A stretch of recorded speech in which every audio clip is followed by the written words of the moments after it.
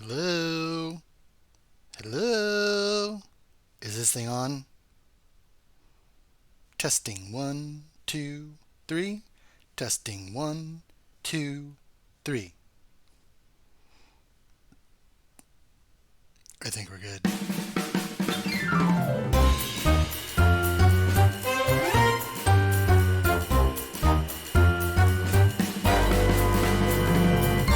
Hello! My name is Motley, and you're watching Motley Views. Today I'm going to be discussing my favorite Star Trek movie, Galaxy Quest. Galaxy Quest is an homage parody of Star Trek, especially the original TV series from the 60s. The film follows a group of aging, washed-up actors that used to work on the popular TV series from the 80s. They're thrust into a real intergalactic conflict by actual aliens from outer space that believe the show's episodes are historical documents and not works of fiction. Galaxy Quest was released December 25th, 1999, directed by Dean Parisot, with a screenplay by David Howard and Robert Gordon. Produced by Mark Johnson and Charles Neuwirth. Starring Tim Allen, Sigourney Weaver, Alan Rickman, Sam Rockwell, with numerous other recognizable faces that you won't forget. The premise gives the movie lots of layers to work with. Each character represents different struggles that most actors go through, like ego getting in the way of growth, aging out of roles, being typecast, thespians thinking they're above the work, sexist roles, inspiring actors or extras vying for their big break. Also, uninspired artists needing that spark to kick them into gear. They all become relatable through their individual struggles. The movie is also a wonderful study of fandom in general. I'm fairly certain this is the first of its kind.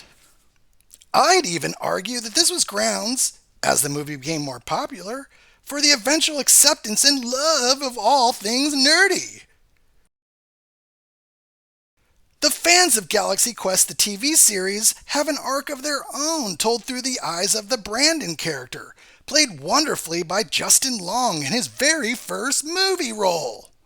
The cast. Wow, talk about elevating a film. Everyone is spectacular in this. Apparently, Alec Baldwin wanted the lead, but I can't imagine anyone else but Tim Allen in this role. He was just coming off Home Improvement, so he was similarly worried about being typecast, much like the main character. I like Tim Allen. He's a good actor. Although I imagine Baldwin would have been cool too. He's a good actor as well. Sigourney Weaver. What can I say about this icon? Alien. Aliens. Alienses. Ghostbusters. Ghostbusters 2. Avatar. Avatar 2. Half Moon Street.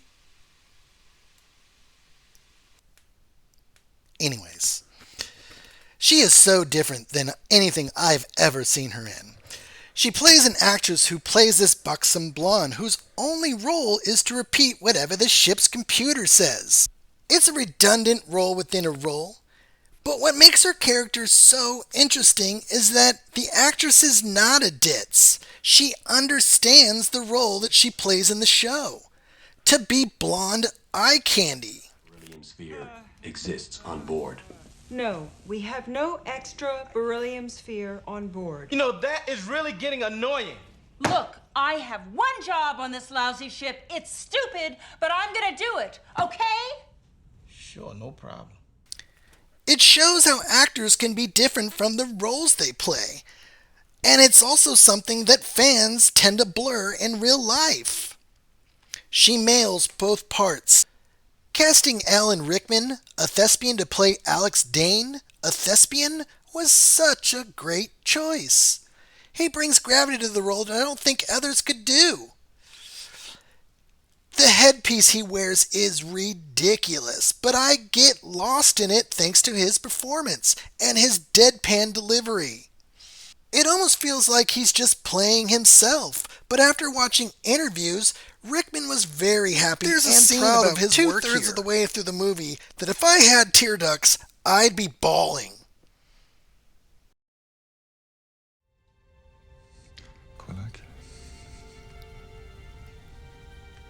By Grabthar's hammer, by the sons of Warvan, you shall be avenged.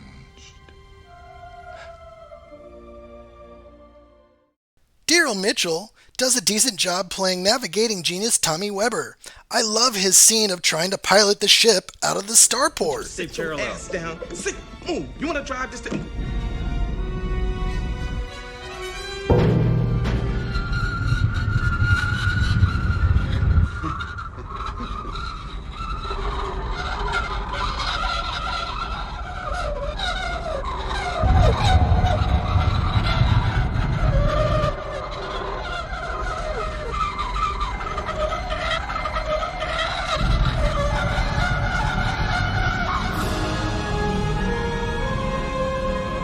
Now, I have to give a major shout out to my man, Sam Rockwell.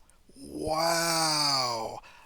I'm pretty sure this is the first role I've ever seen him in, and he steals every scene. Even if he's in the background. Seriously.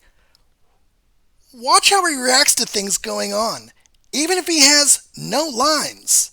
It's hilarious. What's my last name? It's, I don't know. Nobody knows. Do you know why? Because my character isn't important enough for a last name. Because I'm gonna die 5 minutes in. Guy, you have a last name. Do I? Do I? Yes. For all you know, I'm just crewman number 6. Bobby! Bobby! His moments of panic are some of the best comedy in the movie. What's funny is that according to some of the behind-the-scenes interviews, he didn't even want the role. He was a thespian that felt the material was beneath him. Well, I'm so glad he did. Sam Rockwell is gold in this. And Tony Shalhoub rounds out the main cast, playing a stoned-out tech officer with ease. He's got such an interesting inflection with his voice, a cadence you don't often hear. Hi, guys. Listen, they're telling me the generators won't take it. The ship is breaking apart and all that. Just FYI. I love how his arc is resolved. All the actors do a fantastic job with their role, and it shows. The music was composed by David Newman. What he does here is great. The main theme heavily borrows from Star Trek. You'll almost mistake them at first. But once it gets going, it becomes its own thing. I wasn't able to listen to the entire soundtrack as it's not available through my current subscription service. So, edit. I was able to listen to the soundtrack on YouTube. It's a fun soundtrack. Lots of short tracks. The Launch and I'm So Sorry were highlights for me. Unfortunately, the titles of some of the music tracks give away spoilers, so I can't recommend listening to it without watching the movie first. Through my research, I discovered that David Newman has a massive catalog of music. He was the go-to composer for comedies during the 80s, 90s, and 2000s. Pay attention to his name next time you watch a comedy during that time period. I know I will.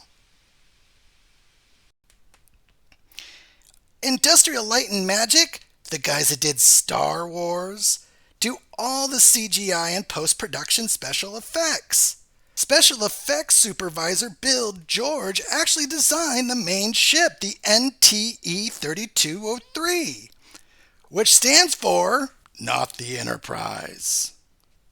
Most of the space battles and some of the creatures were handled by ALM using CGI, which was becoming much more prevalent in the late 90s. I really like how they handled beaming up. It used real physics.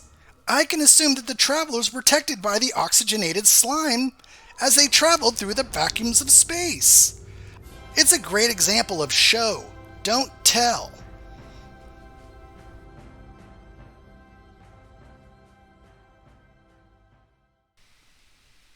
Stan Winston's team does all the practical effects, and the villains look nasty, mean, and menacing, like toy action figures come to life. The good guy aliens look creepy too in their natural form. About halfway through the movie, there's one of the nastiest practical effects I have ever seen, involving a creature being beamed upon the spaceship that goes horribly wrong. It's real nasty, but it's for comic effect, so it cuts down on the gross factor a bit. Thankfully. If you like this movie, I recommend you follow it up watching the mockumentary that was released for TV around the same time that this movie came out. It's available on YouTube for free. Just search for Galaxy Quest Mockumentary. In 2019, Never Surrender, a Galaxy Quest documentary, was released. It's about the making of the film and the cultural impact it's had over the years.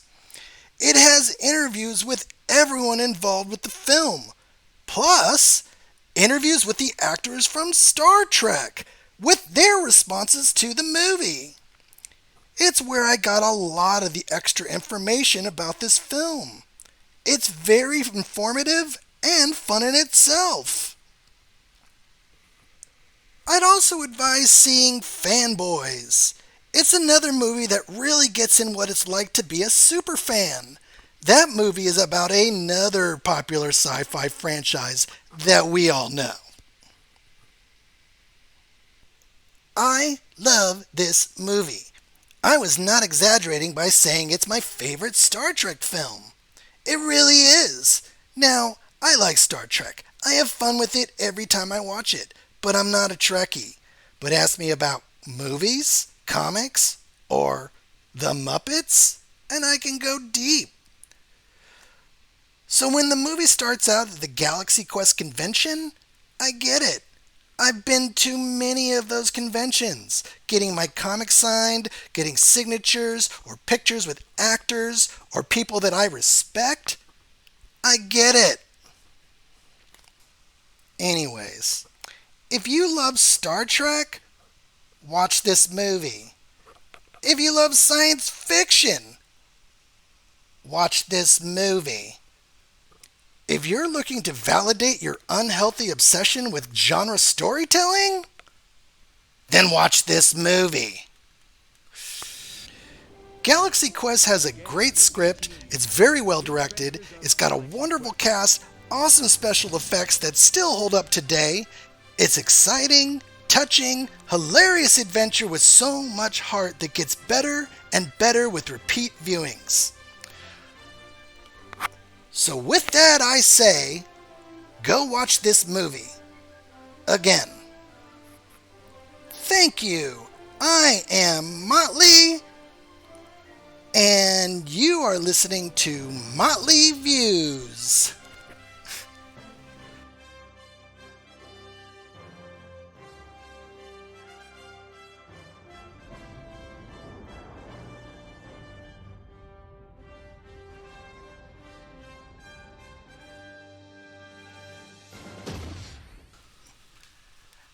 I'm ready for my close-up, Mr. DeVille.